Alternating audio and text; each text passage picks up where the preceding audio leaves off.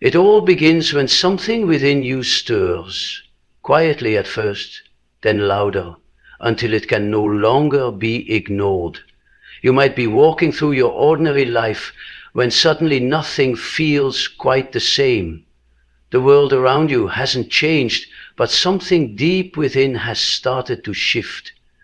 You begin to question things you've never thought to question. Why do I feel disconnected? Even when I'm surrounded by people, why does this routine life suddenly feel hollow? This is not confusion. This is the beginning of awakening. It rarely starts with light. Most often it begins with discomfort. You may feel lost, out of place, like you're waking up from a long dream. Everything that once brought you meaning starts to feel strange, even empty. It's not depression, it's the soul whispering that it's ready for more. There's a restlessness in your spirit, as if your deeper self is knocking at the door of your awareness, asking to be seen. You feel drawn to questions about purpose, truth, and the nature of reality. Not because someone told you to ask, but because you can't not ask anymore. There's a sense of urgency, but also confusion. You may try to ignore it at first, push it down, return to your normal life, but it keeps returning. That's because this moment marks a threshold. You've unknowingly stepped onto the path that will forever change your life. It doesn't always come with fireworks or angels. Sometimes it's a quiet ache in your chest, a moment of silence that feels louder than the world. But one thing is certain, once this inner call has begun, the soul will never be content with sleep again. As this inner call grows louder, the structure you once built your identity upon begins to tremble. The roles you've played, the beliefs you've clung to, the image you've carefully crafted for the world, they start to crack. It's not because you failed, it's because they were never truly you. The mask you've worn for years begins to feel heavy, and no matter how hard you try, you can't put it back on with the same conviction. This is the collapse of the false self. It doesn't happen all at once. Sometimes it's slow and subtle, like realizing you're not fulfilled by the goals you once chased, or waking up one morning and feeling like a stranger in your own life. Other times it's more dramatic. A relationship ends, a career falls apart, or you experience a deep emotional breakdown. But beneath the pain lies something extraordinary. The opportunity to let go of everything that isn't real. You begin to see how much of your life was built on fear. Fear of rejection, fear of not being enough, fear of being truly seen. And when those fears begin to lose their grip, your true self starts to emerge, not as a perfect version, but as something raw, honest, and unshakably real. There's grief in this stage, because you're letting go of identities that have shaped your entire sense of self. But there's also relief, because for the first time, you're starting to feel what it's like to live without pretending. This is not destruction, it's liberation. What is collapsing is not you, but the illusion of who you thought you had to be. After the collapse, you often find yourself drifting into a space that feels unbearably empty. It's as though the world you once knew has gone silent, and nothing makes sense anymore. You may look around and feel completely alone, even when you're not. This stage is what many describe as a spiritual desert, a vast inner emptiness, where direction, meaning, and comfort seem to vanish. It is not a mistake, it is part of the path. This is the dark night of the soul, And though it feels like a descent, it is actually a hidden ascent. You're no longer numbed by the distractions that once kept you asleep, but you haven't yet found the light to guide you forward.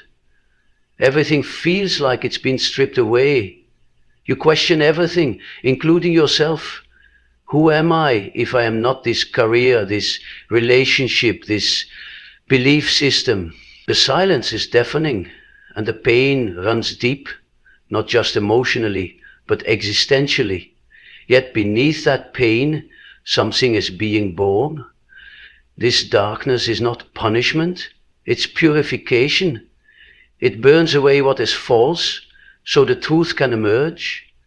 But the soul cannot grow in comfort, it grows in stillness, in surrender, and in learning to sit with the unknown.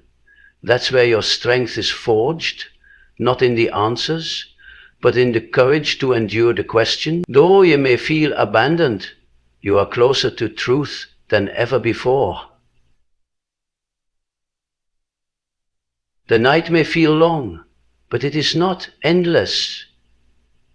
Something sacred is taking root in the silence, and when dawn finally comes, it does not return you to who you were, it reveals who you've always been. After enduring the silence of the soul's darkest night, a subtle shift begins to occur. It often starts with a moment that feels strangely peaceful, a quiet walk, a deep breath, or a thought that arrives uninvited, yet profoundly true. You begin to sense that something greater is at play. It's not loud or dramatic. It's a calm knowing that enters like sunlight through a crack in the wall. You catch a glimpse of something beyond the ordinary, and for a fleeting moment, everything makes sense. For something bigger, that older meaning that enters at every... These glimpses aren't constant, but they're unmistakable. You might experience synchronicities, those meaningful coincidences that defy logic but feel deeply personal. You may feel a sudden burst of compassion for someone you once resented, or sense an unseen presence guiding your steps. It's as if the universe is speaking a language you're just starting to understand, and your heart is the translator. So Yonsari, this stage is not about having all the answers. It's about recognizing that there is a deeper intelligence within you, one that's been there all along. The fog doesn't lift all at once, but these brief moments of inner clarity begin to anchor you. They remind you that you are not lost, only transforming, and in that transformation, a new sense of reality begins to take shape. One rooted in trust, not fear. You're no longer driven by survival, but drawn by something sacred. You begin to see the divine in the mundane, the eternal in a passing moment. These aren't just ideas, they are lived experiences, and they mark the soul's awakening to something much larger than itself. As those moments of inner clarity grow more frequent, you begin to realize that awakening is not just an internal process. It requires outer change too. The insights you've gained can no longer remain hidden within you. Something in you demands alignment.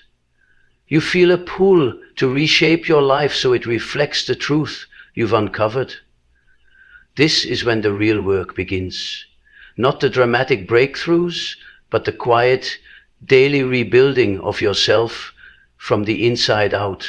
Old habits begin to feel incompatible with who you're becoming. Certain environments feel heavy or even toxic. Conversations that once excited you now feel hollow. This is not judgment, it's discernment. Your soul is learning to choose what nurtures it. You might find yourself walking away from relationships that no longer reflect your growth, or making changes in your career that once felt unimaginable. These choices aren't easy, but they are necessary. They are acts of self-respect at the deepest level. You also begin to cultivate practices that support this new alignment: silence, reflection, meaningful action. Not as routines to impress the world, but as sacred rituals that keep you grounded. You're no longer chasing goals just to prove something. You're creating from a place of inner harmony. The need to perform fades. In its place comes a desire to live honestly. Each choice becomes a reflection of your awakening, not perfectly, not without setbacks, but with growing integrity. You are no longer living by default. You are living by design, led by something within you that cannot be explained, only followed. As you continue to align your life with the truth unfolding within you, something profound happens. You stop seeing awakening as a destination. It becomes clear that this journey is not about reaching some final state of perfection, but about learning how to live awake every single day. It's no longer just an experience you had. It becomes a way of being. The line between your inner world and outer world begins to dissolve. You start embodying the very transformation you once sought. You begin to feel a quiet responsibility, not the kind that inspires you, to live with deeper presence and purpose, and inspires you to live with deeper presence and purpose. You don't preach your awakening, you become it. You speak less, but what you say carries more weight. You judge less, but your boundaries are stronger. You don't seek the spotlight, but somehow you start to guide others simply by how you live. Your life becomes your message. There's a sense of service that naturally arises, not out of obligation, but out of love. You want to give, to create, to share, not to fix others, but to remind them of what lives within them too. You're no longer trying to escape the world. You're here to meet it fully, to walk through it with open eyes and an open heart. This is when the awakening begins to root itself deeply. It's no longer fragile. It doesn't waver with every challenge. You've passed through the fire, and now you carry the flame, not to hold above others, but to light the path as you walk it.